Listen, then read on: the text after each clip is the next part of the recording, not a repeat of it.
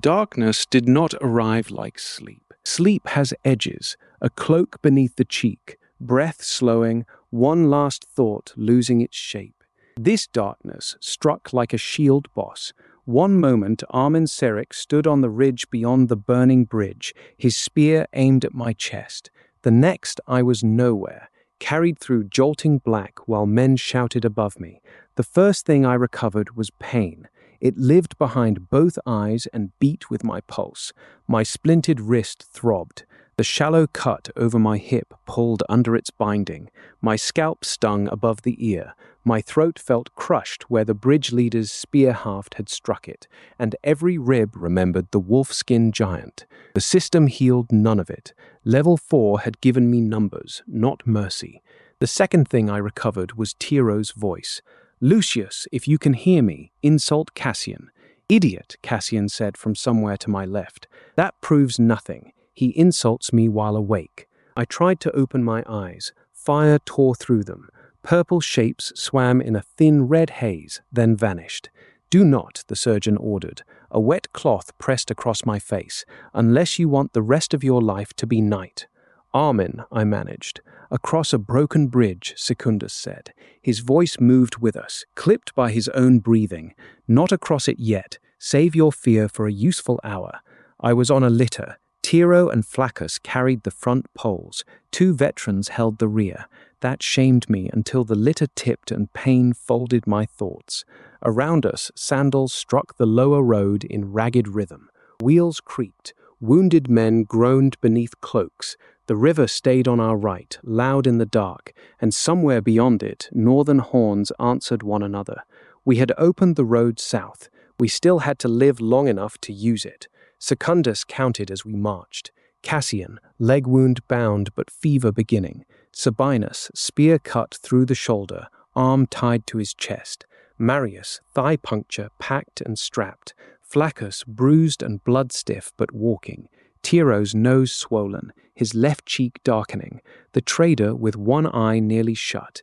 2 prisoners bound separately in the center, the archer's forearm wrapped and the younger man's ribs bruised. 31 Romans could still carry shield or spear. 18 more needed help. 9 litters, 2 handcarts, 1 century signum with its small eagle ornament wrapped in a cloak so it would not shine. Every name was a weight. Secundus held them all without a golden panel. "Fought by dawn if the road stays clear," he said. "If it does not, fought by noon or graves by evening." The surgeon lifted the cloth from my eyes long enough to check them. Moonlight became knives. "Bleeding has stopped. You can see light?" "Too much. Good. Better than none. No gold eye trick." Cassian gave a weak laugh. "The surgeon has promoted himself above gods."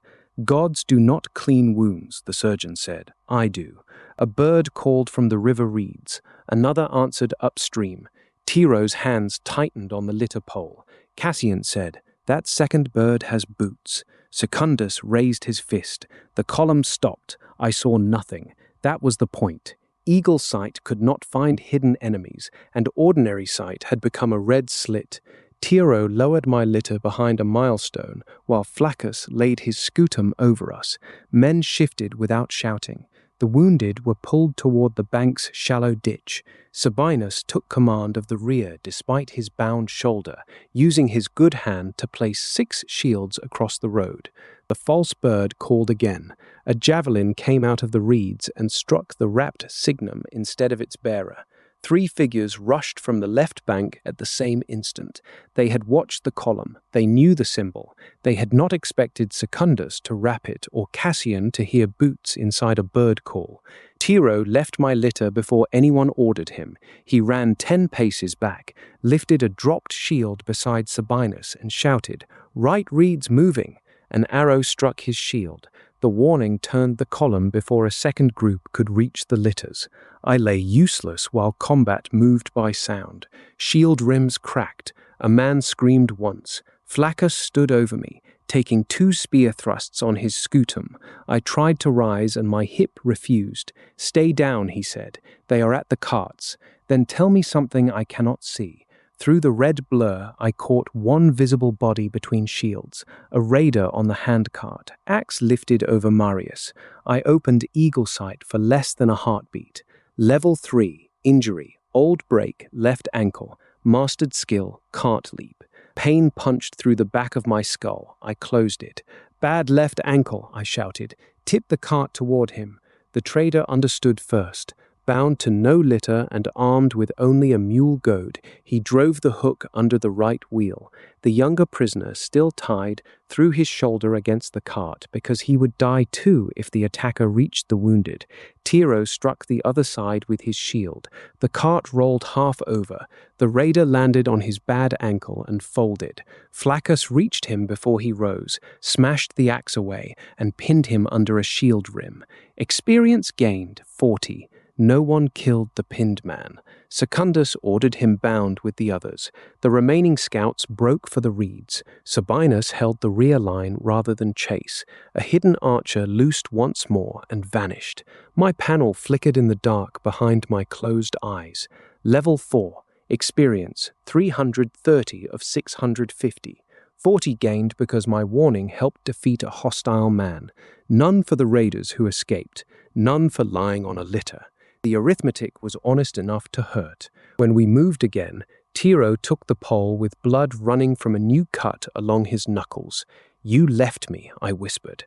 "I watched the right reeds." He sounded offended, as if that explained everything. It did. Dawn came grey over the river. I could see it only through cloth and swollen lids, a strip of pale sky, black reeds, the blurred curve of Tiro's helmet.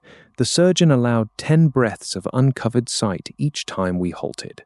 On the 11th, purple shadows returned. He counted louder than the system ever did.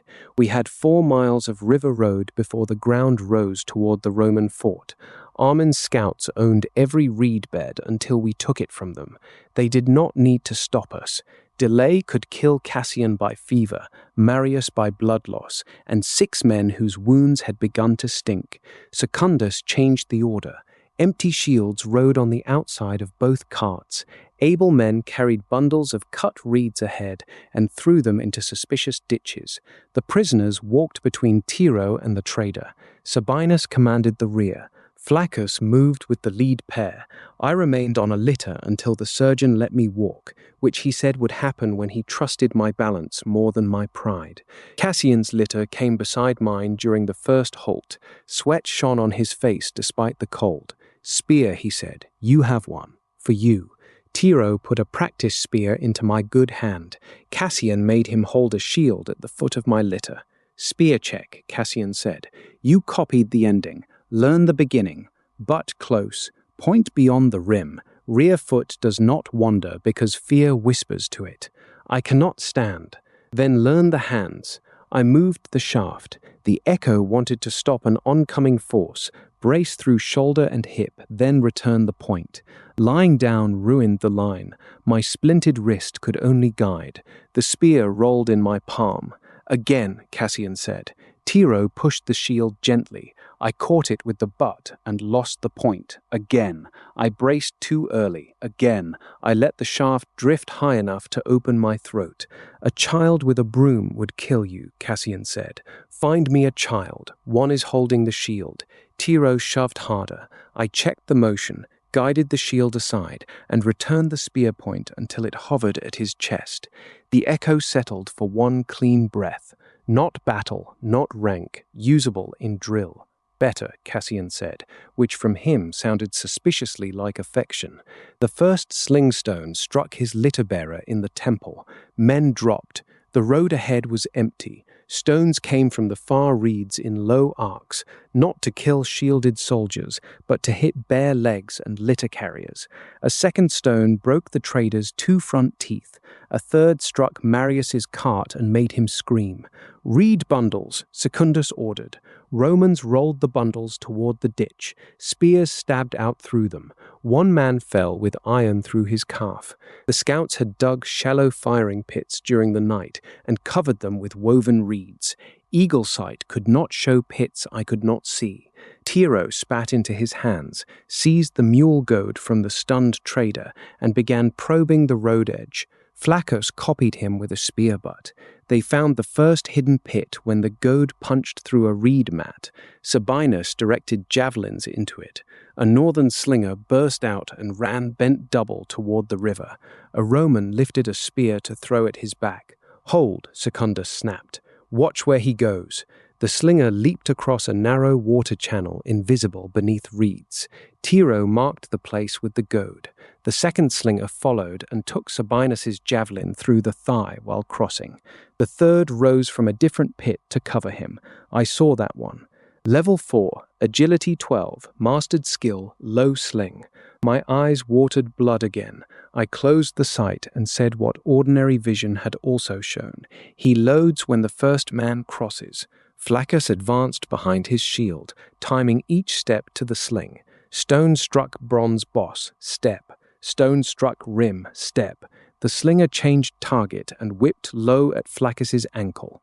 Tiro, watching from the side, thrust the mule goad into the sling's arc. Cord wrapped the hook. The weapon tore from the scout's hand. Flaccus hit him with the shield before he could draw a knife. The bound archer prisoner shouted a warning in his own tongue. Another scout rose behind Flaccus. The trader translated with blood in his mouth by simply pointing and yelling. I threw Cassian's practice spear from the litter. It was a bad cast, made worse by one splintered wrist. The point missed, but the shaft struck the attacker's knees. He stumbled into Flaccus, who turned and drove both men down.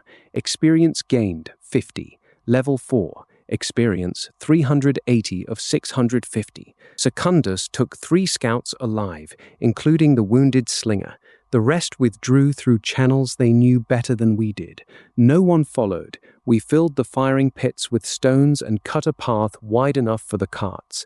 The surgeon inspected my eyes and tied the cloth tighter. Another use? 1 breath. Your 1 breath bleeds. Do it again before noon, and I will bind your hands as well. Cassian said, I will help. You have a fever. I can tie knots with a fever. The next halt came at a ruined toll shelter. Secundus gave the wounded watered wine. The trader's name, I learned at last, was Nicanor. He was from a river town 2 days east and had traded salt among the Boer clans before the road became war. He rinsed his broken teeth and told Secundus what the captured men had shouted.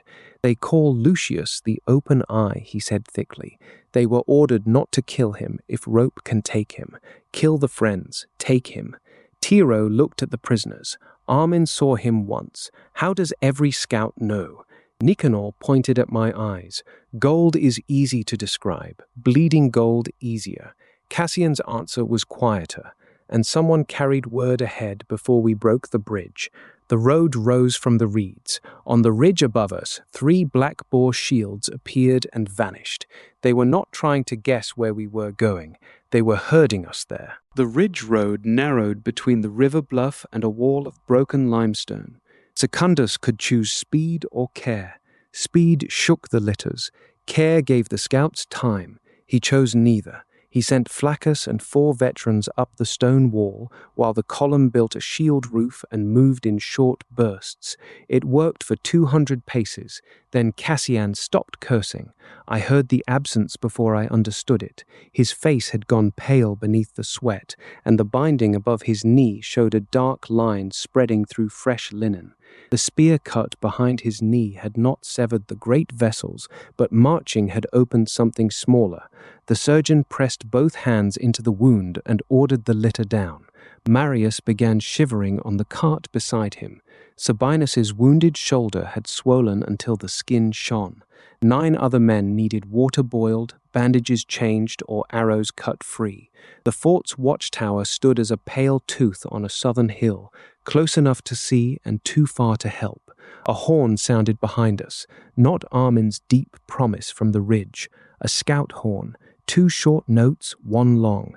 Nicanor translated without being asked. Pinned prey. Secundus looked at the wounded, the bluff, and the broken wall. We hold here 10 minutes. Surgeon works. Flaccus clears above. Sabinus realign. Tiro, take the signum up that rock so the fort can see us. Tiro stared at the wrapped pole. Me? You notice signals. Become one. He climbed with the signum strapped across his back. No system guided him. Clay yard balance, fear, and 3 days of surviving did. At the top, he tore away the cloak and raised the small eagle ornament into the morning light. The fort answered with a flash from a polished shield. Once, twice, then nothing. "They see us," Tiro shouted.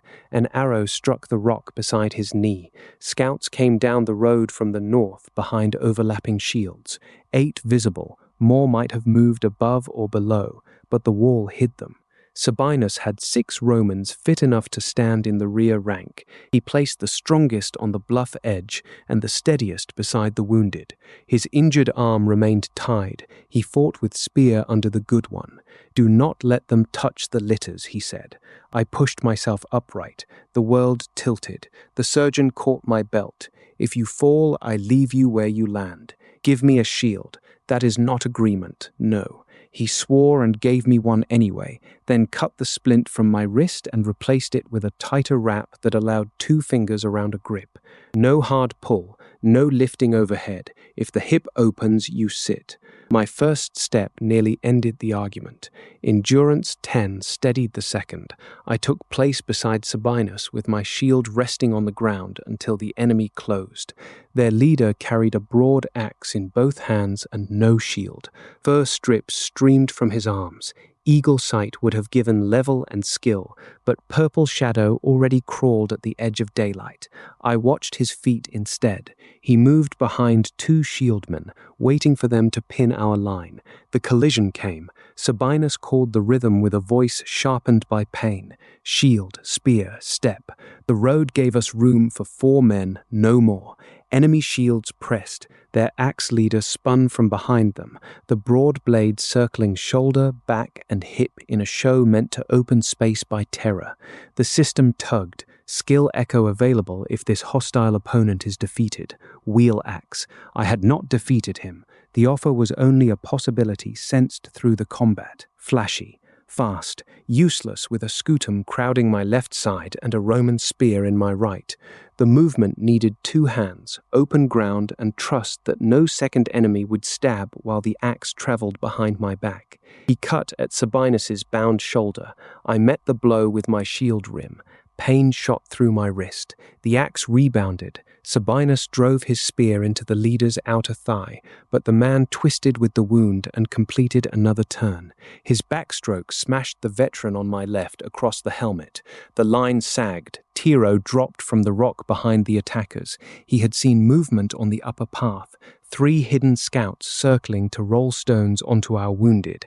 Instead of shouting from above, he left the signum wedged between rocks, crawled along the ridge, and shoved their first stone early. It crashed behind the axe leader, cutting him off from the men following. Flaccus and his climbers struck the 3 upper scouts at the same moment. Below, Sabinus stepped despite his shoulder. I set my shield beside his. The axe leader tried the whirl again, but there was no open ground now. Stone behind him, Roman wall ahead, his own shieldman to the right. The broad blade clipped limestone and threw sparks. I used shield hook, not on the axe, on the shieldman protecting his escape. Catch rim, turn wrist, step outside. The hours of Cassian's corrections lived in the motion. My damaged wrist held because I did not wrench. I moved my feet before my arm. The enemy shield came down and sideways, opening the leader's wounded thigh. Sabinus stabbed there again. The leader fell to one knee. He kept the axe. He remained hostile. I checked his next rise with my scutum boss while the veteran on my left kicked the weapon away. Flaccus reached the road and bound him. Experience gained, 80. Level 4.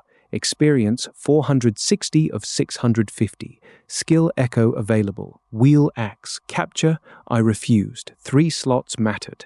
2 already held movements that served a Roman line. Wheel axe would demand equipment I did not carry and space my allies could not spare. The prompt vanished without argument. Shield hook settled differently in my arm. Shield hook advanced, practiced. The rank did not erase my swollen wrist. It marked repetition under risk, nothing more. I lowered the shield before pride made me lift it. On the ridge, Flaccus defeated 1 scout with Tiro's warning and drove 2 away. No experience appeared for men I had neither touched nor meaningfully helped defeat. Good, their courage belonged to them. The fort flashed again. This time 3 polished shields answered from the tower, followed by a red cloth. Nicanor squinted.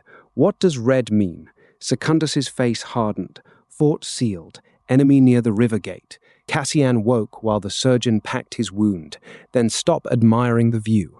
We lifted the litters. The Boer scouts had not only followed us, they had reached the fort first. A roadside relay station stood halfway between the ridge and the fort, a square yard with a stable, a well, and a gate hanging open. Smoke rose from its cookhouse chimney. No animals called. No grooms came to stare at the bloody column. Secundus halted beyond bow range. It looks empty, Tiro said. Empty places do not cook, Cassian muttered from his litter. The fort still showed red from its tower. The road ahead crossed open pasture before descending to the river gate. We needed water, fresh litter poles, and perhaps horses from the relay. We also needed not to put 19 wounded men inside a trap. Secundus sent no one through the gate. He ordered Tiro and Nicanor around the outside to watch rear windows, Flaccus to take 4 men along the stable wall, and Sabinus to hold the road. I stayed with Cassian and the litters because my sight remained too poor for scouting. Tiro found the first sign. A groom lay behind the dung heap, alive, wrists tied, mouth packed with wool. Nicanor cut him loose. The man gasped that 8 northern fighters had taken the station before dawn. They had killed the relay guard, left the cook fire burning, and hidden inside to seize officers or the gold-eyed recruit. 8 he had seen. That did not mean 8 remained. Secundus called to the buildings. Come out and live as prisoners. Burn it and you burn yourselves. An arrow answered from the loft and struck his shield. Flaccus's group reached the stable door. A spear thrust through the boards and caught a Roman in the belly. 2 enemy fighters burst from the cookhouse toward the litters, while every eye turned to the stable. The trap had more than one jaw. I rose behind my shield.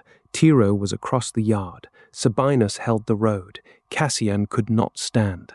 Marius and the other wounded lay between me and the gate. 3 recruits formed beside me, one sobbing through clenched teeth. Spear points out, I said. No chasing. The first attacker carried a net. He threw at my shield, not my legs. Weights wrapped the wood and dragged it sideways. The second came behind with a short sword. I released the shield. The net fighter had expected me to fight for it. He pulled hard and stumbled when the grip left my hand. I took Cassian's practice spear from beside the litter. Spear check entered my shoulders. Butt close, point beyond. Rear foot set. The swordsman charged. I checked him badly, but usefully. The spear butt struck earth instead of bracing against my foot. The point hit his shield boss and slid. The shaft bent. Yet the motion stopped his first step and turned his body enough for the sobbing recruit to stab his thigh. The net fighter recovered and drew a knife. Cassian threw his own spear from the litter. Fever had stolen force, not knowledge. The weapon struck the man's wrist and knocked the knife away. Practice, Cassian said through grey lips. The swordsman drove again. This time my rear foot stayed. Butt, point, brace, recover. The echo guided a path my body had begun to understand in drill. His shield struck the shaft. Force travelled into my shoulder, hip, and earth. My shallow hip cut tore open under the binding, hot and immediate, but the line held. The recruit stabbed around my point. Another struck over my shoulder. The swordsman dropped his weapon and went down under 3 shields. Experience gained, 60. Level 4. Experience 520 of 650. The net fighter ran for the gate. Tiro appeared there with the freed groom's rake held sideways. He blocked the opening rather than duel. Nicanor threw a bucket into the man's knees. Flaccus came from the stable and pinned him against the wall. Inside, the fighting spread room by room. Secundus refused to feed men through doors. He smoked the loft with damp straw, broke the cookhouse shutters from outside, and made the defenders choose between surrender and a jump into waiting shields. 4 surrendered. 2 died fighting. One escaped through a drain Tiro found too late. The count reached 10, not 8. The groom had spoken honestly about what he saw. Sight had limits even without magic. No reward came from the bound men. No reward came from the scout Flaccus defeated without my help. My 60 remained 60. The surgeon reopened my hip binding, cleaned the shallow cut, and stitched it while I bit down on leather. You tore what I closed. It held the line. The line will carry you if you keep doing this. He ordered me back to a cart for 1 mile and wrapped my wrist in a new splint. Spear check remained novice. One correct brace had not transformed borrowed knowledge into habit. We watered everyone. Cassian's fever eased after the surgeon drained the wound and packed it with clean linen. Marius kept broth down. Sabinus's shoulder was washed and bound tighter. Nicanor found 2 mules in a back pen and gave one to the cart with the worst wounded. The archer prisoner told him the escaping scout would signal the river force. "Why tell us?" Secundus asked. The archer touched his bound forearm. Nicanor translated. "Armin orders warriors, not butchers. The scouts at the fort are from another oath. They will burn wounded to smoke out the open eye. He does not want to burn with them." That could be truth, fear, or a quarrel among enemies. Eagle sight could not separate them. Secundus kept him bound and used the information. Before we left, Cassian made me perform 10 slow spear checks from the cart. Tiro pushed a stable shield. I failed 4, bruised my shoulder on 2, and stopped 6 without opening my hip again. "Usable in drill," Cassian said. "Still likely to kill you in a crowd." Improvement. From certain death to likely death, Rome advances. The fort's tower lowered the red cloth and raised black. Secundus looked south. Black means attack begun. Beyond the pasture, smoke rose from the river gate.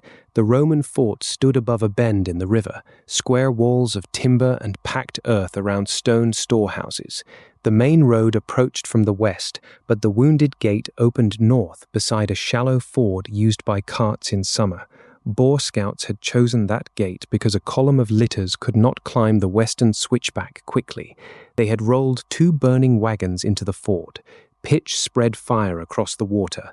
Archers on the far gravel bar shot at anyone who tried to clear them, while axemen hacked the outer gate under cover of smoke. The garrison fought from the wall, but half its strength faced a feint on the western road. Secundus saw the shape from the pasture. They divide the fort, then take our wounded between. Sabinus, rear guard. Flaccus, carts into that drainage hollow. Tiro, signal the tower that we strike the gravel bar. Tiro used a red cloak, then 2 shield flashes. The tower answered. A horn inside changed note, sending defenders from the west wall toward the river. I climbed off the cart. The surgeon grabbed my harness. "No, the archers can see the litters, and you can barely see the archers." He was right. Smoke and eye damage turned the ford into bands of light. Eagle sight would be worse than useless if it cost vision before I found a visible target. I tied the cloth over my left eye and used the right through a narrow slit. Secundus placed me in the second rank, not because he trusted my strength, but because I could describe the level 4 net fighter he had seen at the bridge. We advanced behind 6 shields through a drainage ditch. Mud reached our calves. Arrows struck the shield roof. One found the gap beside a man's neck. He fell without sound, and the roof narrowed. Tiro crawled on the bank above us, calling shots. Right bar, 3 bows, axe group leaving gate. His warnings arrived before shapes did. Secundus turned the first rank toward the axemen. Flaccus held the exposed corner. Sabinus, far behind, used the signum to keep the wounded grouped while 2 scouts probed the pasture. The axemen charged downhill into the ditch. Their leader wore rings braided into his beard and a crescent axe in each hand. He began the same broad wheel axe I had refused at the relay ridge, blades circling where crowded shields could not safely answer. Let him spin, Cassian had taught. Everything that turns must finish facing somewhere. We gave ground for 1 pace. The axe leader's first blade struck shield. His second passed behind him. Flaccus stepped into the empty center and rammed his boss under the man's chin. I used shield hook on the guard beside him, drawing that shield into the spinning axe's return. iron bit painted wood. Both enemies tangled. Tiro threw a javelin from the bank. It struck the leader's calf. Secundus's spear took the guard in the shoulder. I drove forward with the line, not alone, and the axe leader fell beneath locked shields. He released both weapons and shouted surrender before a frightened recruit could stab down. No experience appeared for surrender alone until Secundus kicked the axes away and bound him. Then the system judged the hostile defeat complete. Experience gained 70. Level 4, experience 590 of 650. Skill echo available. Wheel axe, capture. I refused again. A technique did not become wiser because the offer shone twice. Shield hook and spear check served the equipment in my hands and the men at my sides. One slot remained open. The gravel bar archers changed targets. Arrows fell among our litters. Sabinus could not lift his wounded arm, so he used the signum pole as a horizontal rail, locking 3 shields against it. Marius, unable to stand, passed javelins from the cart. Nicanor shouted northern range calls before each volley, because the bound archer prisoner recognized them. The younger prisoner threw himself over a wounded Roman when an arrow came through the roof. It cut his upper arm instead of the man's throat. Enemy or prisoner, he had chosen whom the arrow struck. Secundus noticed. The garrison opened the river gate for 6 breaths. Defenders rushed out with hooks to drag the burning wagons downstream. Boar axe men turned on them. Secundus ordered our line across the ditch. We hit the enemy flank while the gate party hauled. Spear check pulsed in my shoulders when a warrior charged through smoke. I braced.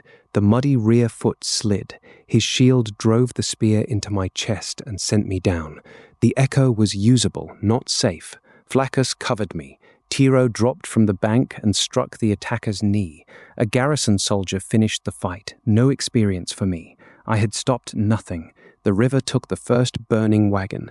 The second jammed against a post. Flames climbed the gate hide. Nicanor ran into the shallows with the groom from the relay, looped a rope around the axle, and nearly drowned when the current caught him.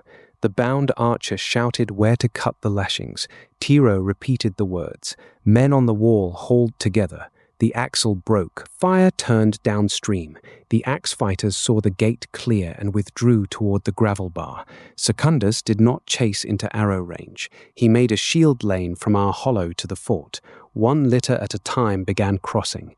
Cassian went first only because he was unconscious and could not object.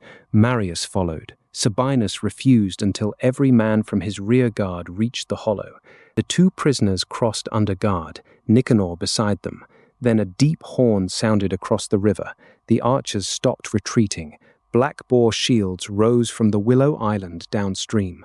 A larger force waded toward our lane.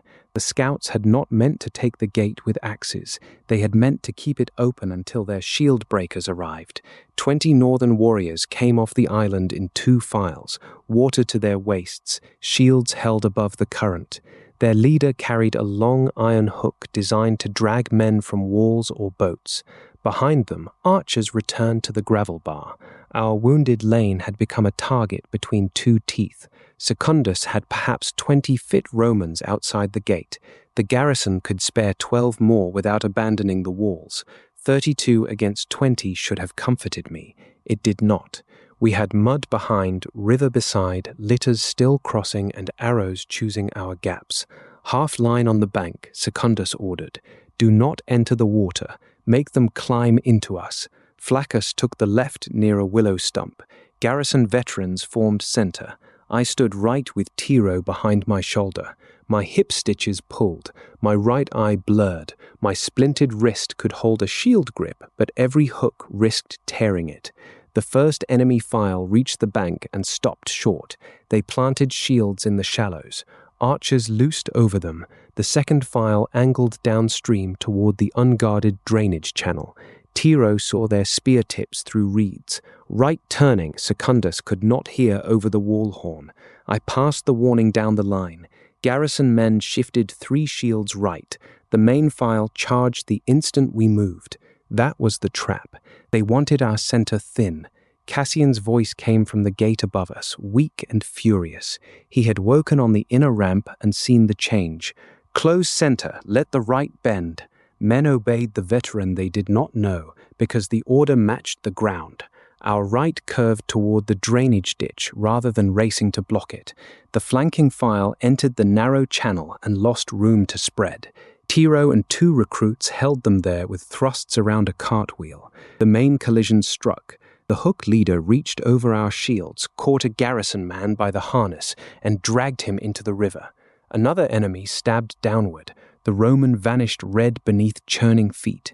I opened eagle sight for a blink. Level 6, Strength 14, Endurance 13, Mastered Skill, Bank Reap, Injury, Old Cut, Right Palm, Purple Darkness covered half the mark. I closed sight before it took the other half. His right grip is scarred, I shouted. Flaccus heard. When the hook came again, he did not fight the iron head. He struck the shaft near the leader's right hand. The scarred grip opened. The hook slid. A garrison veteran caught it and pulled back. For one breath, both lines fought over the weapon. I used shield hook on the level 6 leader's raised shield. Practiced rank gave no extra strength. It gave economy. Catch near the rim, elbow close, feet moving before the pull. I turned his shield into the path of his own stolen hook. The iron point punched through wood and trapped there. Tiro shouted, "Now," before I did. The Roman line stepped. Secundus struck over my shoulder. Flaccus rammed low. The leader lost the bank and went into the shallows. He tried to rise, still armed with a knife. Tiro threw the cartwheel from the drainage barricade. It hit the water beside him, not the man, but the splash hid the veteran's thrust that knocked the knife away. We bound the leader only after he stopped fighting. Experience gained, 60. The golden panel filled, level 5 reached. Experience 0 of 900. 1 free stat point available. The arithmetic closed, 40 in the night reeds, 50 at the firing pits, 80 on the ridge, 60 at the relay, 70 at the ford, and 60 at the bank. 360 gained, added to 290 made 650. The system waited for allocation while men died around me. I closed the panel. The drainage file broke through Tiro's cartwheel. A spear cut his upper arm. He did not fall back blindly. He dropped beneath the next thrust and pulled a wounded recruit clear. Marius, visible inside the gate on his cart, threw a javelin one-handed. It struck the channel wall and forced the lead attacker to duck. Sabinus used his good arm to shove a spare shield down the ramp. Tiro caught it and sealed the gap. The enemy main file lost heart when their leader fell. They withdrew into the current, shields facing us. Secundus let them go 3 paces, then ordered javelins only at men who turned to attack again. Archers on the gravel bar covered the retreat. A fire arrow rose over us and struck the fort roof. Another landed inside the gate. The river attack had failed. The enemy changed the problem. Dry straw in the infirmary yard caught quickly. Smoke poured through the open gate toward the wounded we had just delivered. The garrison closed the river gate behind the last Roman and left the boar force outside. That should have meant safety. Instead, flames ran along an infirmary awning, and 3 men wearing Roman cloaks drew knives among the water carriers. Scouts had entered before us. Eagle sight could not mark loyalty. Roman wool meant nothing. I saw the first infiltrator because Nicanor recognized a boar wrist burn when the man's sleeve pulled back. Nicanor shouted. The infiltrator stabbed him below the ribs. Tiro struck the knife arm with his spear shaft. Flaccus tackled the man into a water trough. The second disguised scout kicked over an oil jar near the granary. The third ran toward Cassian's litter. I had 1 free stat point waiting. My breath came ragged after the river. Endurance 10 had carried me from bridge to fort, but only with litters, orders, and other men's shoulders. More strength would not close the distance. Agility would not heal the hip. Vitality would not erase blood loss. Intelligence would not reveal disguises. I chose endurance. Pain seized my body. Every wound flared. My hip stitches pulled but held. My lungs burned as if smoke filled them before it did. For one terrible breath, my legs locked. Strength 10, endurance 11, agility 11, Vitality 10, Intelligence 12. The disguised scout reached Cassian. Cassian rolled off the litter. The knife stabbed empty cloth. He hit the scout's ankle with his spear, then was too weak to finish. Tiro crossed the yard and drove his shield between knife and veteran.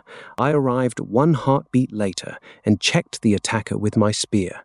This time the rear foot held, butt close, point beyond, brace through shoulder and hip. The charge stopped at the shaft. I returned the point to his throat without thrusting.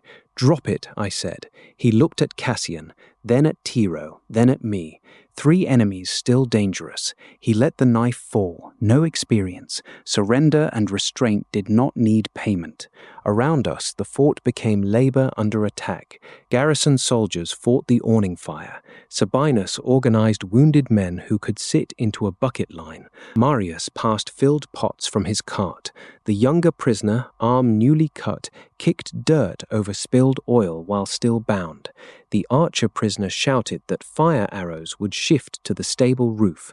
Nicanor, bleeding beneath the ribs, translated until the surgeon dragged him away. The warning saved the stable. Tiro led 6 men to wet its thatch before the volley landed. Outside, axes struck the river gate again, not to break it now, to keep defenders near it while hidden archers fired over the wall. Secundus ordered no sortie. He placed shields above the bucket line and let the enemy waste strength on Roman timber. I found the second infiltrator by ordinary evidence: clean sandals beneath a dirty cloak, no belt mark where a soldier wore equipment, eyes searching exits rather than fire. I told Flaccus, not the system. Flaccus followed him into the granary and returned with a cut cheek and the man bound. The third died fighting garrison guards near the western stair. I had no part, no experience came. The awning collapsed inward. Fire scorched the infirmary door, but did not reach the wounded. Men carried Cassian, Marius, Sabinus, Nicanor, and the others into the stone storehouse one by one. The surgeon counted every body across the threshold. 19 wounded from our column entered alive. 2 died before noon. Decimus Sura from the arrow he took at the ford, and Aulus Naso from the belly wound at the relay door. Both were named and wrapped. The prisoners went into a guarded room, separate from the wounded, but under the same roof. I stood in the yard when the last litter crossed. My knees shook. The system's new endurance did not make me fresh. It let exhaustion arrive without taking my legs at once. Secundus came through the smoke and put one hand on my shoulder. "They are inside." Those words mattered more than level 5. The river gate held. The fire dwindled to black cloth and steaming beams. Outside horns called the boar scouts away from the wall. No Roman chased. For the first time since Armin pointed his spear, every wounded survivor from the broken century lay behind a Roman wall with water, surgeons, and guards. Then the western gate opened to a trumpet flourish no enemy had earned. A column of fresh cavalry rode into the fort beneath polished helmets. At its center came a young officer in a white cloak, his armor clean enough to reflect the burned infirmary. The garrison commander hurried to meet him. "Tribune Gaius Septem," someone whispered. Gaius looked past the commander, past the smoke, and directly at my blood-crusted eyes. Gaius Septem was perhaps 10 years older than me, and carried rank as if born wearing it. He dismounted without touching the offered hand. 2 clerks followed with wax tablets. 6 cavalrymen spread behind him. They had ridden through a gate other men had kept open, and looked annoyed by the smell. "Which is Varro?" he asked. No one answered at once. His gaze settled on me anyway. News traveled faster than wounded carts. Gold eyes, farm face, damaged wrist, 19 years old.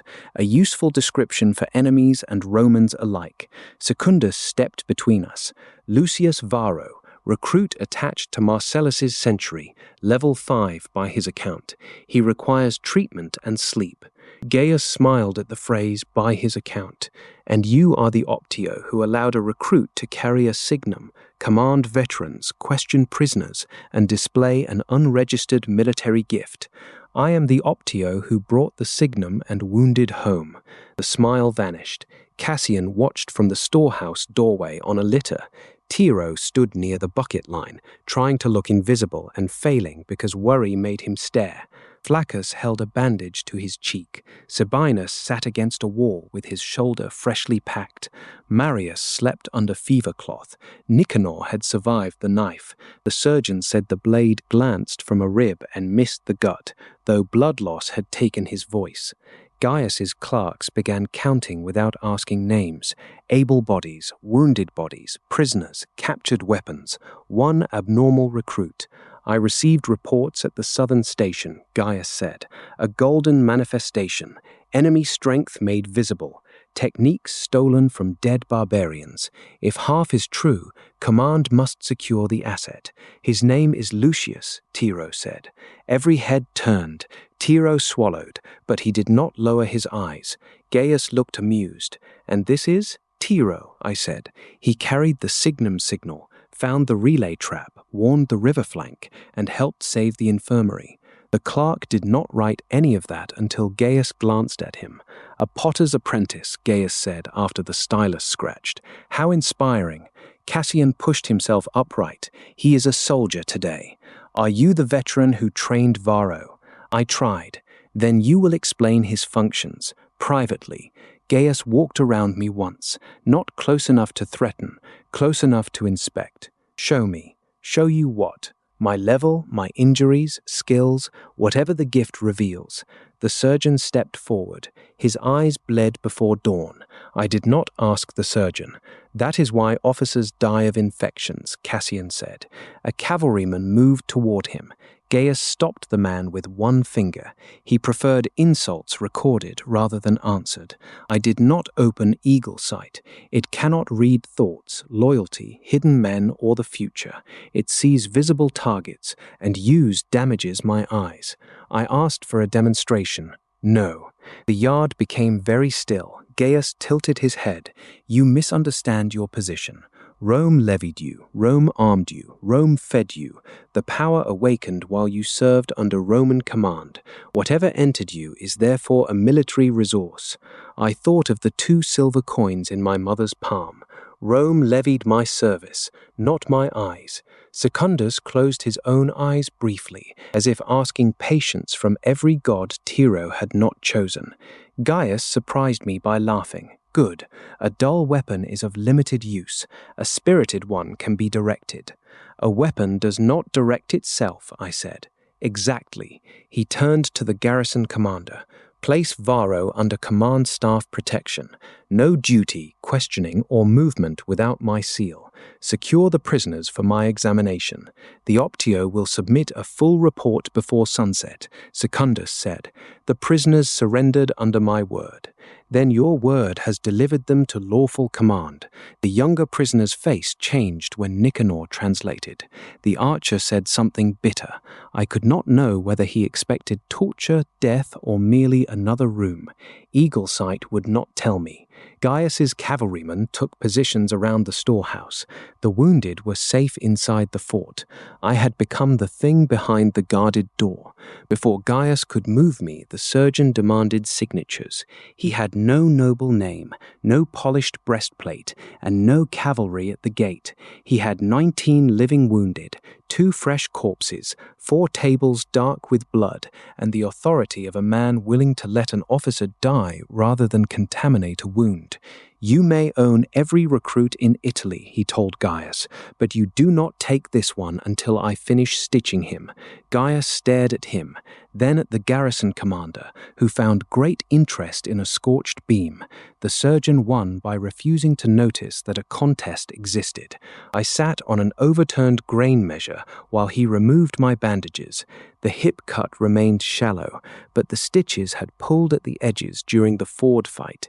He washed it until I sweated and tied a clean pad over it.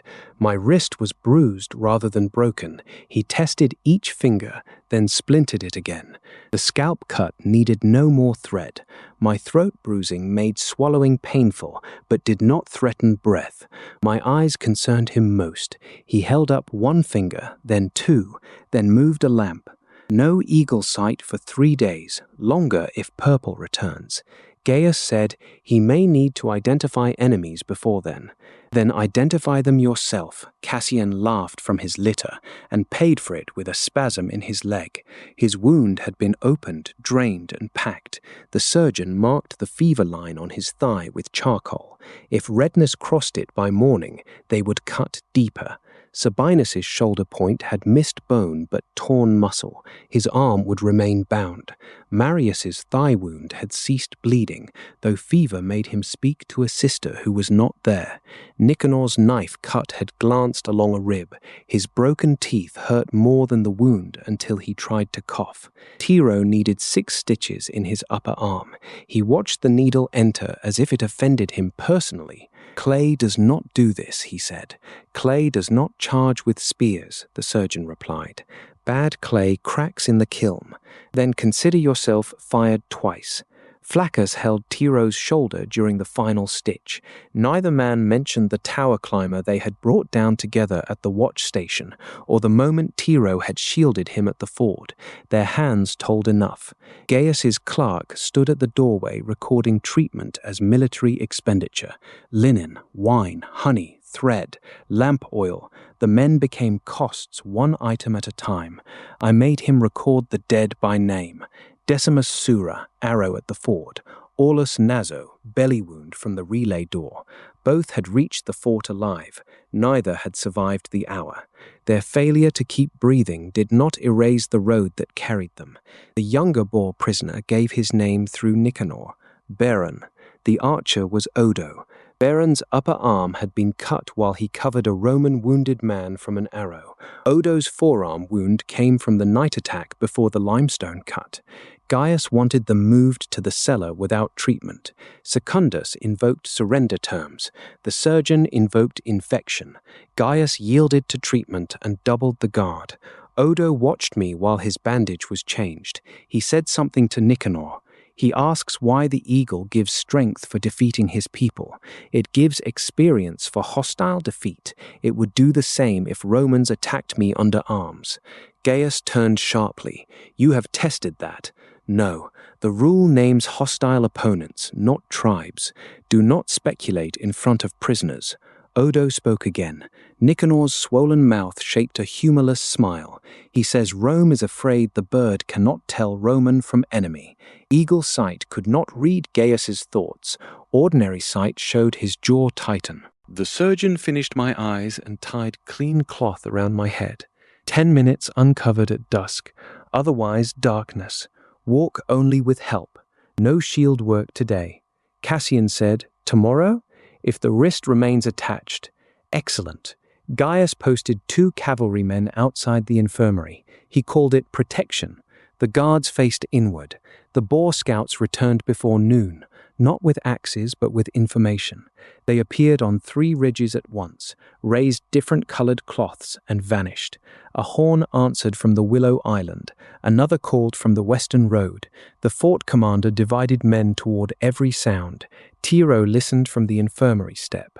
The west horn repeats, he said. Same breath, same man. He changes place after each call. Gaius had ordered him to recruit quarters. Tiro ignored the order because no guard had yet explained where those quarters were. Secundus spread a rough map in ash. If west is one horn, river may be one too. They want the walls emptied by echoes. A cavalry centurion scoffed. A potter hears an army from a horn? Tiro went pale but answered. A potter hears cracks in a kiln before the jars break. Repetition matters. Gaius looked from him to the wall. Prove it. Tiro asked for 3 shield flashes from the north tower, spaced like the false west horn. The river ridge answered too quickly, before a runner could have carried a command. Then the western horn repeated its exact phrase. Signals are fixed, Tiro said. Scouts are baiting responses. The attack comes where no horn sounds. The stable yard lay silent. Flaccus ran there without waiting for praise. He found 2 men beneath an empty fodder cart cutting through the postern bar. They had entered in merchant clothes during the gate confusion. One fled across the roof. Flaccus followed only to the ladder, then called archers rather than chase on tiles. The infiltrator jumped, broke an ankle, and surrendered. The other fought and was defeated by stable hands using forks. I lay inside and heard all of it. The system gave me nothing. I had offered no warning, no blow, no meaningful part. Tiro found the pattern. Flaccus acted. Stable hands won. Their success did not require gold in my eyes. Gaius questioned the captured infiltrator in the yard. The man gave no useful answers. A cavalryman struck him after he was bound. No experience sounded for me, of course, but the blow still mattered. Beran and Odo saw it through the barred storehouse window. So did Secundus. Prisoners under my surrender are not practice targets, Secundus said. This one did not surrender to you, Gaius replied. He surrendered inside a Roman fort. If that means nothing, gates mean nothing. The fort commander supported Secundus. Gaius ordered the beating stopped, not because mercy moved him, but because officers were watching which rules survived his arrival. At midday, arrows fell on the western wall, while a dozen scouts rushed the stable postern. They expected the bar weakened. Flaccus had replaced it with a wagon axle. Tiro signaled defenders using a red cloth from the tower. Sabinus, unable to fight two-handed, organized stone throwers among convalescents. Marius rang a bronze basin whenever enemy ladders moved behind smoke. Nicanor translated shouted feints from his cot. Cassian commanded nothing. Fever took him under. Yet the habits he had drilled moved through everyone. No chase, close gaps, watch feet, distrust the easy retreat. The scouts tested the postern twice and withdrew. A Roman archer begged to loose into their backs. The fort commander refused until they turned and shot again. 3 enemies fell. None involved me. Gaius stood at my bedside during the attack. You dislike being useless. Yes. Command staff can make your sight useful at the point of greatest value. Tiro heard the feint. Flaccus found the postern. Replaceable observations. Outside, Tiro's basin signal shifted the wall reserve before a ladder touched timber. Are they? I asked. Gaius watched the defense succeed without me. It did not change his conclusion. It made him more determined to control every part that could not be replaced. That afternoon, Secundus questioned Odo and Beran before Gaius could remove them. The fort commander witnessed. Nicanor translated from a cot, stopping whenever his rib wound cramped. I listened behind eye cloth. Gaius allowed it because he wanted to know whether the prisoners reacted to me. Odo belonged to the Reed Oath, Beran to a lesser hill clan. Neither called Armin king. Chiefs argued over cattle, land, blood debts, and Rome. Armin's boar oath bound champions across those quarrels. He promised that no eagle-bearer would rise south of the mountains to rule both peoples. How many eagle-bearers? Secundus asked. Odo said 3 names, all dead before I was born. One had been a northern child drowned in a sacred spring. One a Roman auxiliary killed by his own officer. One a woman taken east whose fate Odo knew only from song. History, rumor, and threat had mixed until none could be separated. Eagle sight could not prove any of it. The system had told me how to gain experience, not where it came from or who first carried it. Beran said Armin once lived among Romans as a hostage. He learned our drill, roads, records, and appetite for useful men. That was why he had broken Marcellus's century instead of simply destroying it. He wanted to see whether an eagle-bearer rose under pressure, and whether Rome claimed him afterward. Gaius asked, did Armin order Lucius captured alive? Odo looked toward me. Alive if possible, dead before crowned. Nicanor's translations silenced the room. Crowned by whom? I asked. Odo shrugged. The movement pulled his wound. Romans crown their weapons when weapons win enough. Gaius dismissed that as barbarian superstition. Secundus did not. Cassian, awake again on a litter near the door, looked at me without speaking. The prisoners described river probes planned before Armin reached the ridge. Cells of scouts operated independently. Some obeyed capture orders. Others wanted my head because a living eagle-bearer attracted war.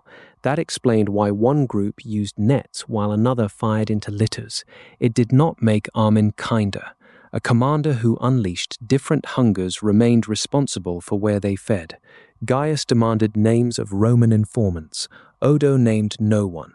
Beron had heard only that a Roman mouth at a southern station sold marching tablets and recruit descriptions. Gaius asked whether the informant was senator, officer, merchant, or slave. Beron did not know. Then the claim is useless, Gaius said. It tells us reports leak south to north, Secundus replied. Everything leaks through traders. Nicanor winced. Some traders carry salt, some officers carry wax. Do not blame the road for the hand. Gaius looked ready to punish him, but the fort commander coughed into the silence. The questioning ended with terms. Odo and Beron would remain prisoners, receive food and treatment, and not be executed without higher review. Secundus stated it aloud. Gaius added that escape or renewed attack ended protection. Both men understood. No system message approved the arrangement. That comforted me. Rome had to make some rules without invisible reward. As guards led them away, Beron stopped beside Tiro. He touched his own bandaged arm, then pointed at Tiro's matching cut. Nicanor translated one word, debt. Tiro answered, live long enough to pay someone else. He sounded like Cassian. Cassian heard and shut his eyes, perhaps from fever, perhaps to hide pride. Gaius claimed the old command house before sunset, his cavalry bedded horses in the dry stable while our survivors slept on straw beside the infirmary. His clerks filled tables with tablets recovered from Marcellus's dead, Secundus's report, prisoner statements, and lists of every time my eyes had turned gold. He summoned me under guard. Tiro guided my left arm. Cassian came on a litter despite orders. Secundus walked behind. At the command house door, Gaius's cavalry barred all three. Varro alone. He cannot see steps, Tiro said. The guard will guide him. The guard gripped me above the injured wrist. Tiro corrected his hand without asking permission. Other arm. Gaius watched that small act as if it were rebellion. Inside, he offered watered wine. I declined because the surgeon had warned me against dulling the headache. Gaius sat beneath a faded wall painting of victory and opened a tablet. You believe Cassian keeps you safe. He keeps me trained. You believe Tiro keeps you human. I said nothing. And Secundus lends lawful shape to your improvisation. Useful supports, also handles. Armin understands that. His scouts attacked litters, signals, and companions because they cannot yet defeat your body directly. They nearly defeated it several times. At level 4, you are level 5 after one road. What are you after 10? The question held hunger beneath caution. I explained thresholds rose. My next required 900. Stats improved gradually. Wounds remained. Skill echoes began at novice and needed equipment and practice. Eagle sight could blind me. Nets, smoke, darkness, poison, numbers, bad ground, archers, and a knife in sleep all remained lethal.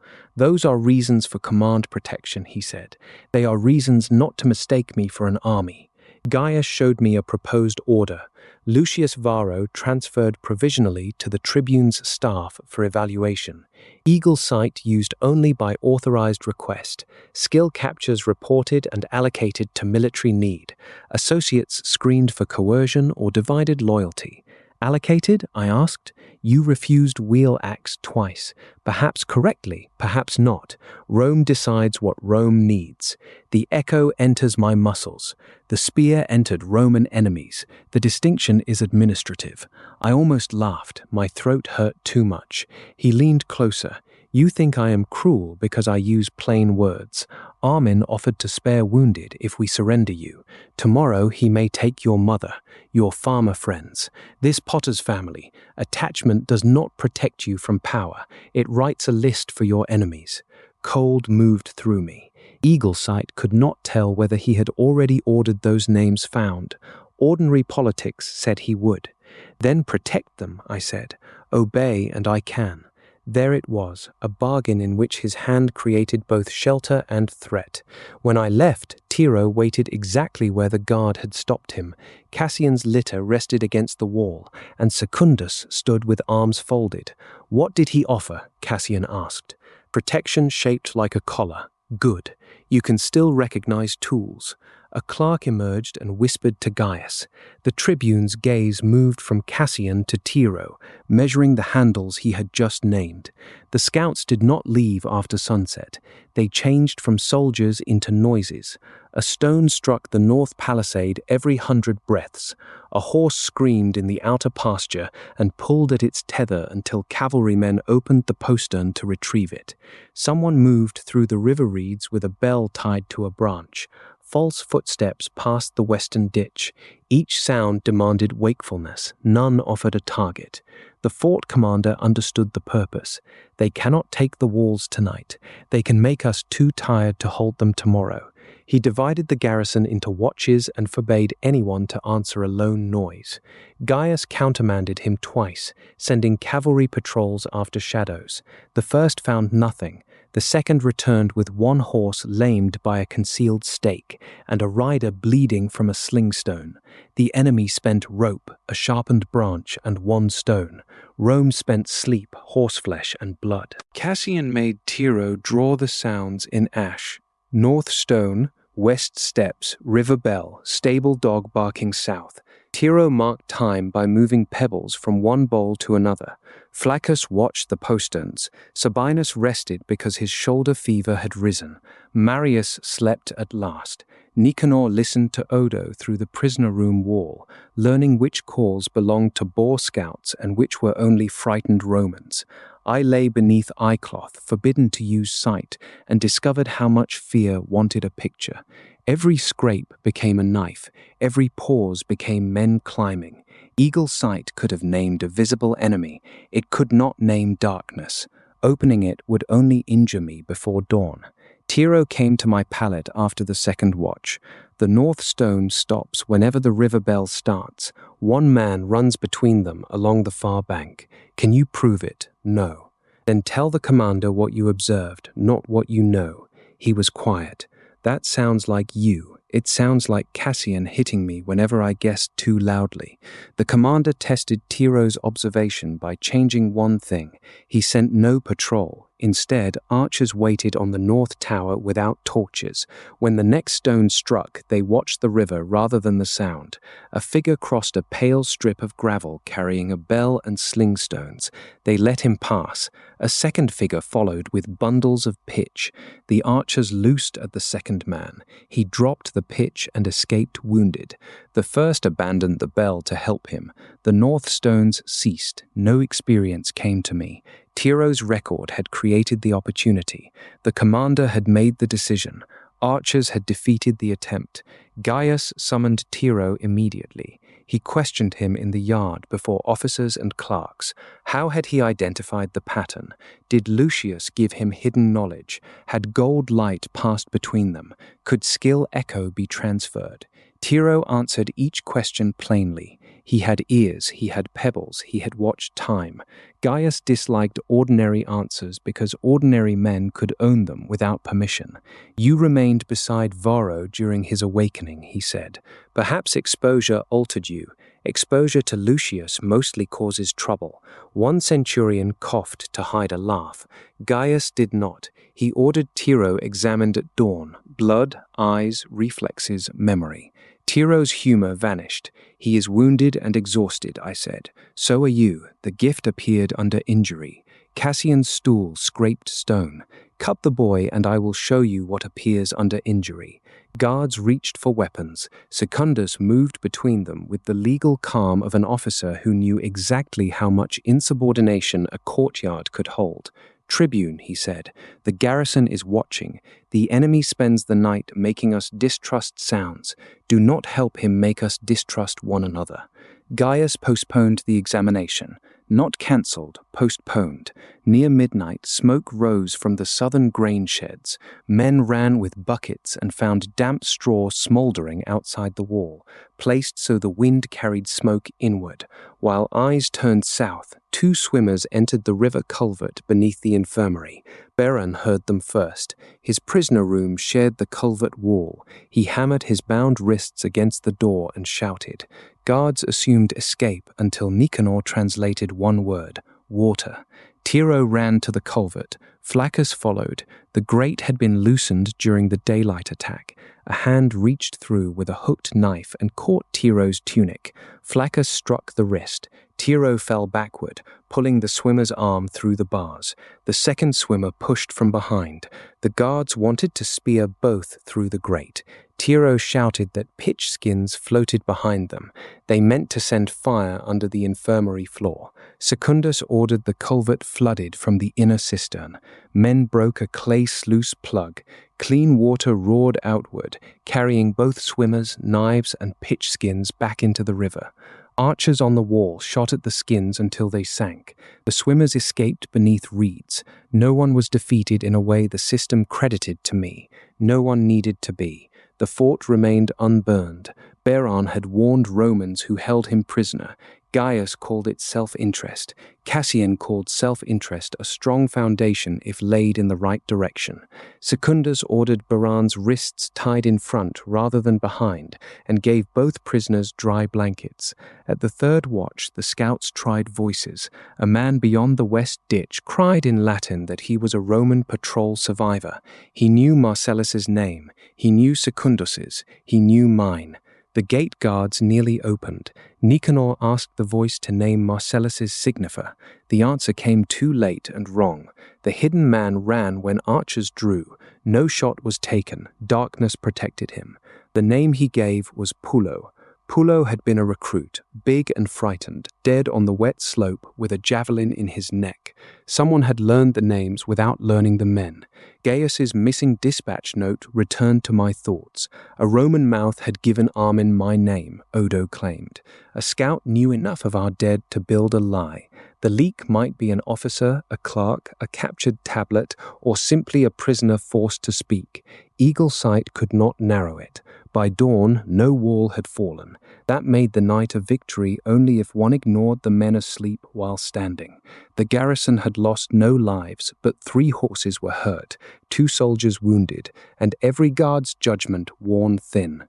Tiro's pebbles showed the attacks had come in a pattern of increasing silence. Stone, bell, smoke, water, voice. Each pulled less attention and aimed closer to trust. Cassian studied the bowls. Armin learned Roman discipline as a hostage. He knows walls are habits made from men. He is attacking the habits. Gaius said, which is why extraordinary assets require isolation from ordinary weakness. No, Cassian replied. It is why habits require more than one man. Dawn opened over the river. On the far ridge, a silver boar flashed once in the light, too distant to know whether Armin held it or wanted us to think he did. I kept eagle sight closed. That restraint cost no blood and won no points. It was still the right choice. That morning, the wounded ate beneath the infirmary eaves. Barley porridge had burned at the bottom, and smoke from the night probes flavored everything. It was the best meal I had tasted since the levy because no one ate while marching. Cassian sat with his injured leg stretched on a crate. The fever line had not crossed the surgeon's charcoal mark. Sabinus could move 3 fingers in his bound arm. Marius woke knowing where he was, and asked whether he had thrown a javelin from a cart or dreamed it. Flaccus told him he had missed beautifully. Nicanor drank broth through the gap where his teeth had been. Tiro tried to use his stitched arm and spilled half his bowl. Secundus brought the signum. The pole bore axe cuts, smoke, bridge pitch, and the dark mark where a javelin struck its wrapping. He planted it in the yard. The small eagle ornament caught weak sun. Marcellus's century has no centurion, he said. Half its record lies on a slope. But the signum came back. So did 19 men who would not have walked here alone. Eat where they can see it. No speech followed. He did not need one. We accounted for equipment. My curved scutum had a split rim, net abrasions, and a new notch from the forward axe. My gladius remained serviceable, though bridge mud had worked beneath the grip. The original spear was long gone. Cassian's practice spear had a bent shaft from the relay and would need replacement. Helmet cheek guard cut, belt intact, sandals near failure. The surgeon kept my wrist splinted and hip bound.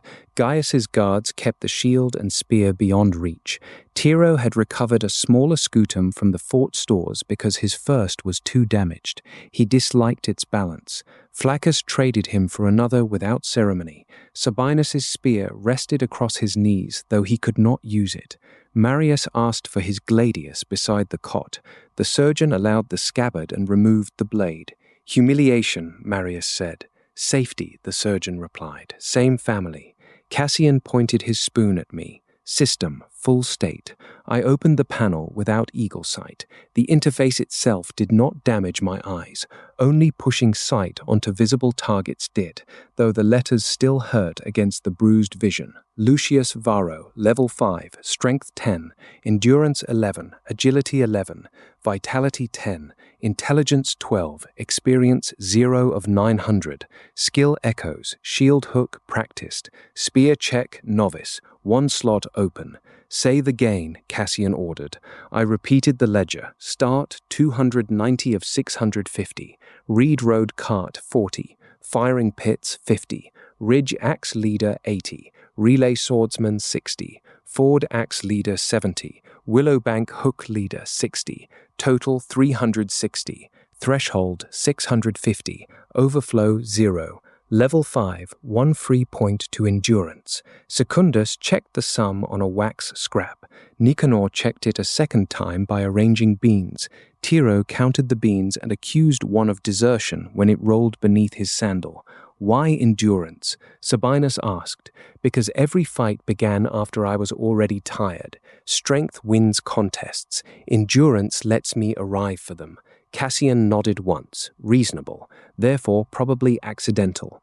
We discussed the echoes. Shield hook had reached practiced because I drilled it repeatedly with compatible shields and used it under risk without destroying my wrist or line. Practiced meant the motion wasted less effort. It did not mean every hook succeeded. Strong grips, low rims, wall formation, wrong angle, a damaged arm, or an enemy who knew the technique could stop it. Spear check remained novice. I had learned hands while on a litter, stopped controlled pushes in drill, failed in mud at the ford, and completed 1 clean brace against an infiltrator. That made it usable in drill and dangerous in battle. The bent practice shaft proved the difference. Wheel axe had been refused twice. Cassian asked me to describe why without using the word flashy. Two-handed weapon, wide recovery, open ground footwork, conflicts with scutum and close Roman ranks, little safe drill available while my wrist heals. 1 of 3 slots would be occupied. Good, he said. Flashy is what fools call a danger they secretly want. Tiro wanted to know whether refusing the same echo twice made it less likely to return. The system had said nothing. I did not invent an answer. Gaius's clerk recorded all of it from 10 paces away. Then we spoke of what the system had not done. It had not heard false bird calls. It had not found firing pits under reeds. It had not set the ridge signal. It had not revealed infiltrators hidden by Roman cloaks. It had not decide surrender terms, count medicine, move the wounded, repair the postern, flood the culvert, or name a liar outside the west gate. Gaius arrived in time to hear the list.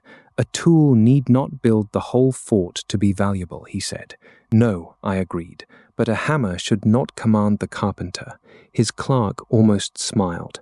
Gaius saw and the smile vanished. He announced assignments that would take effect after the evening depositions. Secundus would remain temporary commander of Marcellus's survivors pending review. Sabinus and Marius stayed under treatment. Flaccus joined the inner watch. Nicanor remained as translator. Odo and Beron transferred to staff custody. Tiro returned to the recruit pool after examination. Cassian would be questioned about unauthorized training. Until then, I would be examined and held in a guarded staff yard. The command house would come after Gaius finished building his record. The meal ended without appetite. Tiro gave me the clay charm from his neck. For all the gods, I still have not chosen. Keep it. You are going into a house with Gaius. That seems more dangerous than arrows. I closed his fingers around it. Then pray from close enough that they hear. Cassian handed me no token. He gave instructions. Do not demonstrate sight merely because an officer demanded spectacle. Do not allocate a future point while frightened unless death left no time. Do not capture an echo without equipment, practice, and purpose. Remember that levels describe danger, not loyalty. Remember Marcellus, level 7, dead from one spear he never saw. And if Gaius orders otherwise, I asked, decide what the order costs, then decide whether refusing costs more. Soldiers do not escape choices by calling them orders. Secundus added, but refuse with care. A lawful chain can protect men even when one link is rotten. Break it carelessly and everyone below you is crushed. Tiro said, if they ask whether I glow in sleep, I will say only around festivals. The joke failed. We laughed anyway because guards were coming. 4 cavalrymen entered the yard to escort me to the examination. Their armor had acquired soot overnight, making them look almost human. One carried Gaius's written order. Another carried rope, not openly, but looped beneath his cloak. Flaccus saw it. Sabinus saw it. Cassian certainly saw it. I stood before they could lift me. Endurance 11 kept my legs steady after the sleepless night. It did not quiet fear. The surgeon checked my eye-cloth once more. Dusk light only, no sight. If the Tribune objects, tell him blindness lowers military value. You should speak to senators. Senators do not hold still for stitches.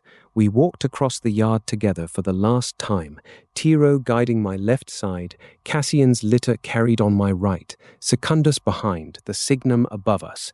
Men from the broken century watched. No one saluted me. I had no rank worth saluting. They lifted spoons, cups, bandaged hands, whatever they held. At the command house path, the guards blocked Tiro and Cassian. Gaius waited at the door with the sealed echo notes under his arm. He had learned enough from the night to know allies were not decoration around a gifted man. They were the structure that made him difficult to own. That was why he intended to remove them. The guards did not take me at once. A horn from the southern tower delayed them. A Roman supply train on the road, 12 wagons under escort, with boar scouts moving in the tree line. The fort needed grain more than Gaius needed immediate obedience. He ordered the command house guard doubled and went to the wall. Secundus used the delay. He moved the wounded meal into the stone infirmary, stationed Flaccus at the door, and sent Tiro to the tower with his bowls and pebbles. Cassian remained beside me beneath the signum. One lesson, he said. The surgeon forbade shield work. A lesson is not always movement. Shut your eyes. That required no effort under the cloth. He tapped his spear once on stone. Where? Right, 6 paces. The spear tapped again. Where? Left, closer. A sandal scraped behind me. I turned. You heard the loud thing and guessed the quiet one, Cassian said. Good enough for a recruit, bad enough for a grave. Again. Tiro had learned signals because he listened without demanding that every sound become a threat. Cassian made me practice the same restraint. Spear tap, sandal, leather creak, breath, a dropped pebble. I located half. The others fooled me. Once I pointed directly at an empty doorway while Flaccus stood behind my shoulder, trying not to laugh. Eagle sight makes facts bright after you see a man, Cassian said. It cannot teach you where to look. If Gaius fills a room with targets, ask what he wants you not to notice outside it. The supply wagons appeared below the south wall. Scouts rushed the last cart, cut one mule loose, and tried to turn it across the road. Tiro's shield flashes warned the escort before the trap closed. The escort commander did not charge the tree line. He abandoned the last wagon, formed around the other 11, and climbed toward the gate. Gaius called that cowardice until the abandoned wagon burned and revealed pitch jars hidden beneath its grain cover. The scouts had captured it earlier and returned it as a fire trap. Losing one wagon saved 11. Useful refusal, Cassian said when the smoke became visible above the wall. Remember that too. The train entered. Its soldiers brought news from the southern camp. Marcellus's destruction was already being called a failed reconnaissance, though he had marched with a full century into reports supplied by higher command. Names changed on the road. Failure climbed down ranks faster than responsibility climbed up. One wagon carried mail, replacement shields, spearheads, and sealed orders for Gaius. Another carried bandages and vinegar. The surgeon seized the medical crate before a clerk could inventory it. Tiro helped unload. Marius counted spearheads from his cot. Sabinus inspected shield grips one-handed and rejected 3 whose leather had rotted. Work returned identity to men whom Gaius's tablets had reduced to wounds. A replacement scutum was offered to me. I tested the grip with my wrapped wrist. The curve sat differently from the old shield. Shield hook stirred, but practiced knowledge belonged to a movement family, not one exact board. I would need to learn the balance. Gaius's quartermaster tried to take my damaged shield as evidence. Flaccus objected. It belongs to the century stores. The Tribune requires it, then sign for it. The quartermaster had expected ore, not procedure. Secundus produced a wax tablet. Every cut was listed. Wet slope spear puncture, limestone damage, gate smoke, bridge net, relay blow, ford axe. I corrected one mark. The deep notch near the upper rim came from the shield splitter before the rocks, not the ford. Tiro remembered the split grain. Cassian remembered telling me not to admire it. The quartermaster signed. That small act mattered. If Gaius could not take a broken shield without a mark in wax, perhaps he could not take a man without leaving one either.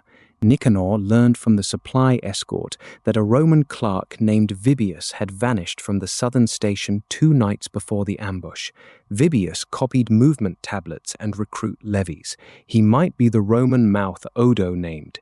He might also be dead in a ditch, blamed because absence was convenient. Secundus added the name to his report with both possibilities stated. Gaius returned and ordered the line removed. Rumor is not evidence. It is a lead marked as rumor, Secundus said. It implicates Roman administration before we know whether barbarians invented it. Removing it protects Roman administration before we know whether they did not. Gaius left the line, then sealed the tablet separately. Political clarity was not the same as honesty, but it sometimes forced a fact to survive. The afternoon brought rain. Water hissed on the burned awning and ran black from the palisade. Scouts remained beyond the ridges, but the supply escort doubled the garrison's rested spears. For the first time, the fort could send a patrol without exposing a gate. Gaius wanted cavalry across the river to seize a witness. The fort commander refused while water ran high. Secundus supported him. No one invoked my system. I sat under the eaves with Baran's word in my thoughts, debt. Tiro had saved me before the golden eagle appeared. Cassian had stood against the giant before a second warrior cut his leg. Sabinus, Flaccus, Secundus, Nicanor, Marius, prisoners, grooms, surgeons, stable hands, all had carried some piece the system did not count. That did not make experience false. The added endurance was real. My breathing recovered faster after the yard walk. Shield hook at practiced was real. My forearm no longer cramped merely from finding the path. Spear check's novice guidance was real enough to stop one infiltrator and real enough to throw me into mud when footing failed.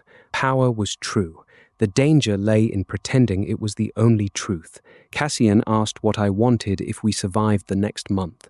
The question startled me. Survival had shortened desire to the next gate, the next breath, the next man not dying on a litter. My mother free of the landlord's debt, I said. That is money. What do you want? I looked at the signum. To stop being moved by men who never stand where they point.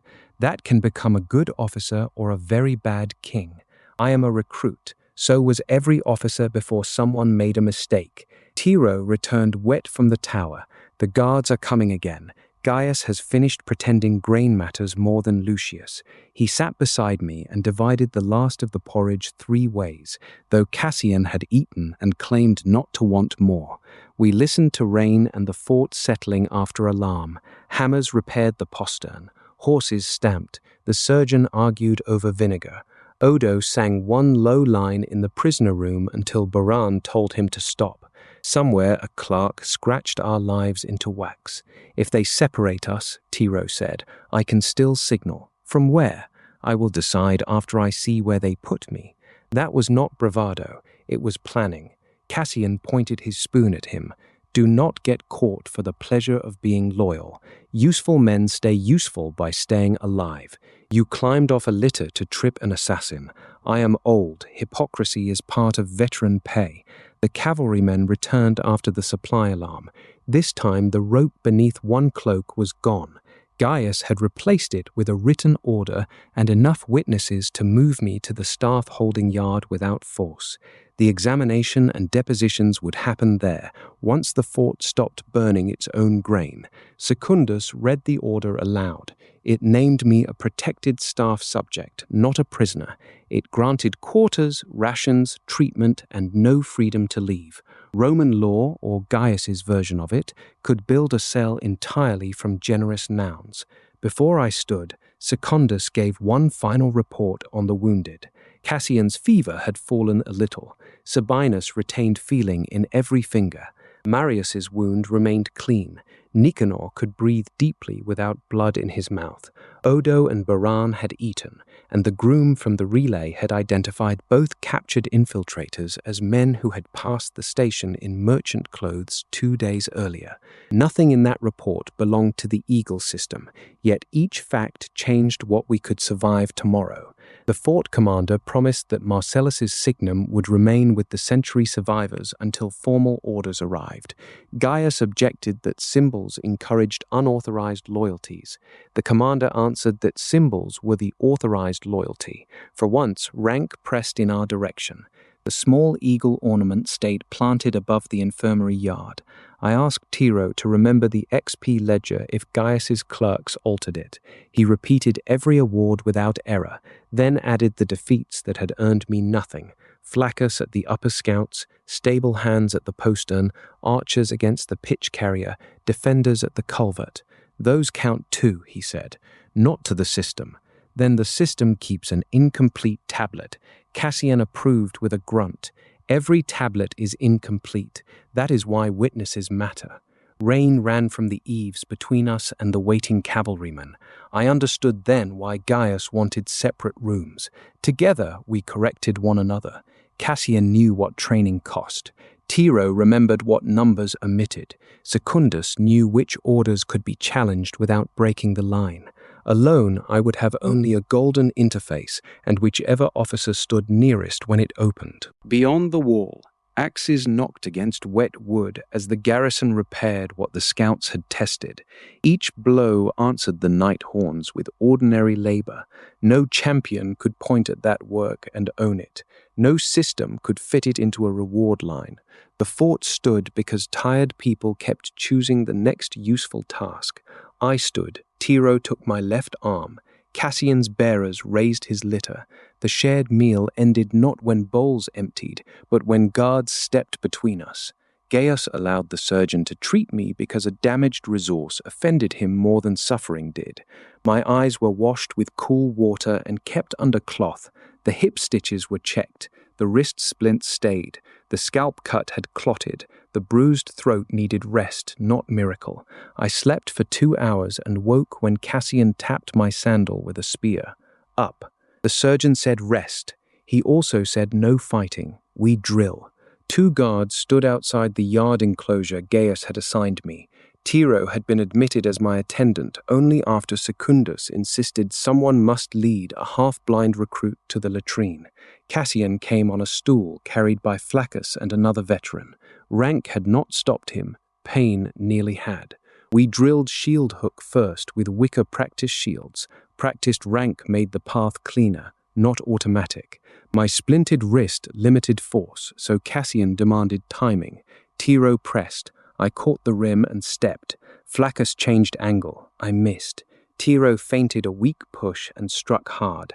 I overcommitted and nearly fell. You see, Cassian said, a named rank is not a wall. Spear check followed. Butt, point, brace, recover.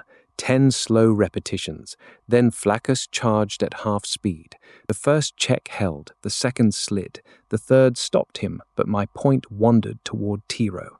Cassian struck the shaft aside. A line skill that kills your friend is an enemy skill. We reset until my shoulders shook. Tiro spent the pauses teaching Flaccus the boar signal calls he had learned from Nicanor. 1 short meant advance, 2 meant visible danger. The false bird call from the reeds ended on a lower note. Tiro was no longer only the man I pulled behind a shield. He watched systems of sound the way I watched feet.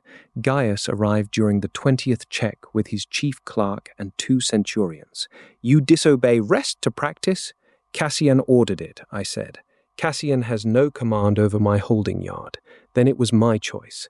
That answer interested him. He asked to see shield hook. I demonstrated against Flaccus, carefully. The clerk recorded the turn, equipment, and wrist pain as if inventorying a mule. "And the axe skill witnesses described?" Gaius asked. Refused. "Why?" "It needs 2 axes or similar weight, open ground, and no shield line. I have 3 echo slots, 2 are filled. You discarded power. I declined a way to cut my own men.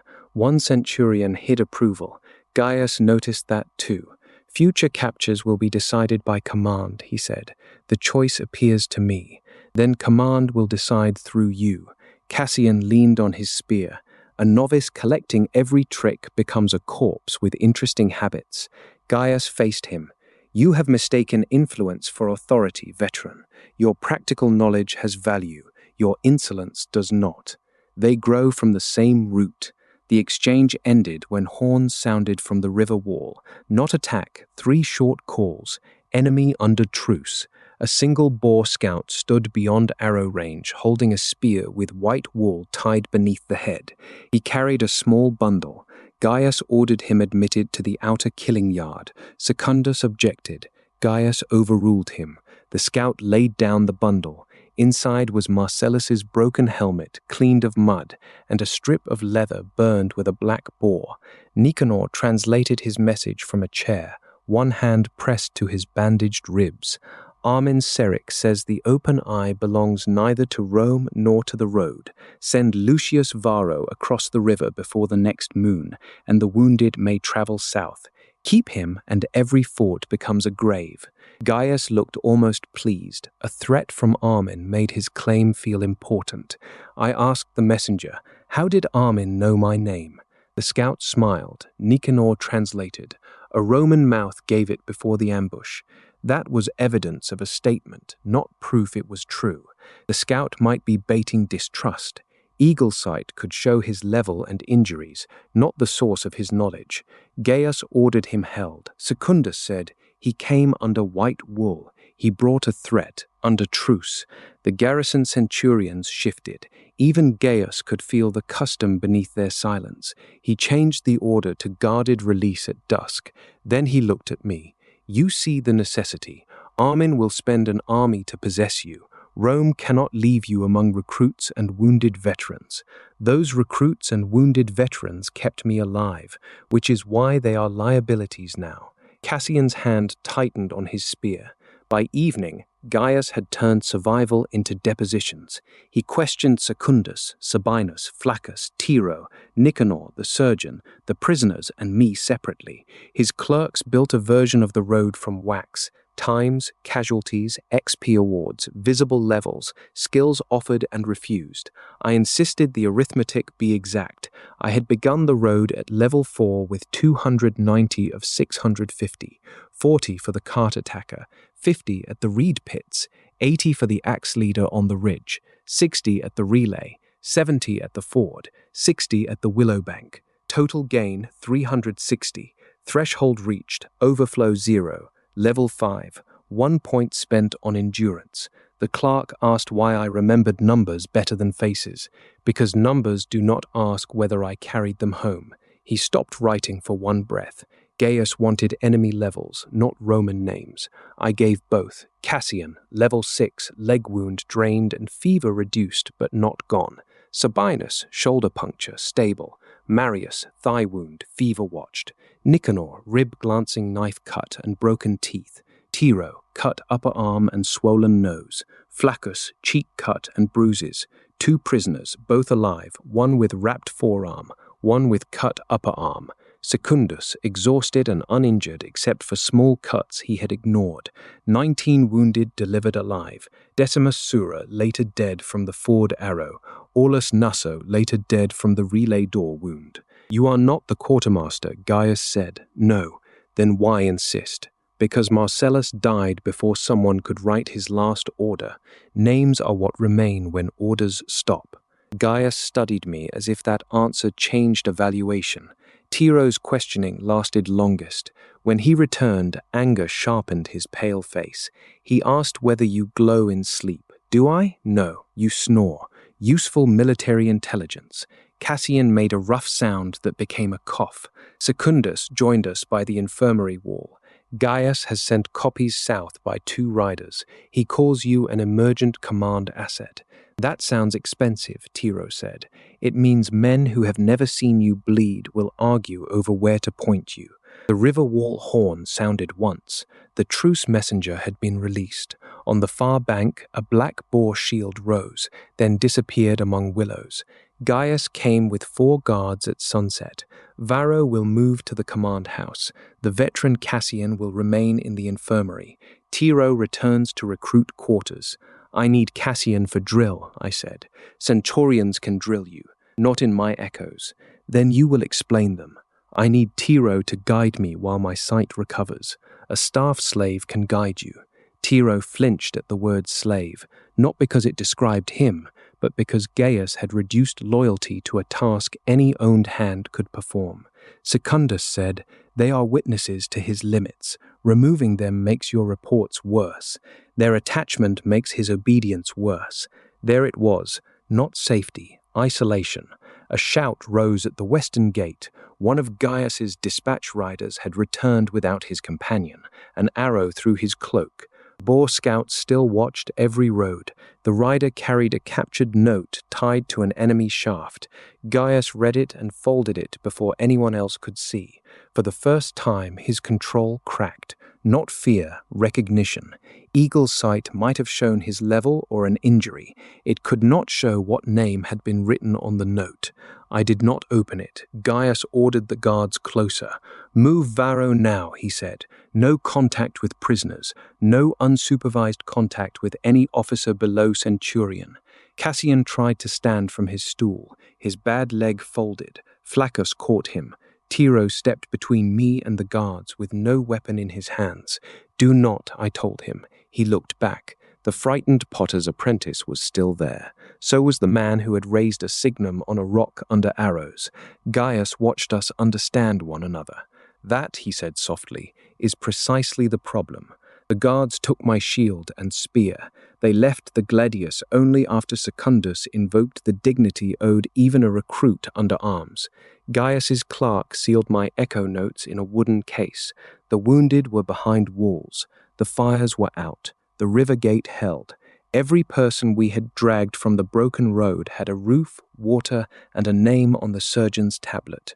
Only then did Gaius Septim give the order that opened the next danger. "Separate Lucius Varro from Cassian and Tiro," he said, "before either of them teaches him whom to obey."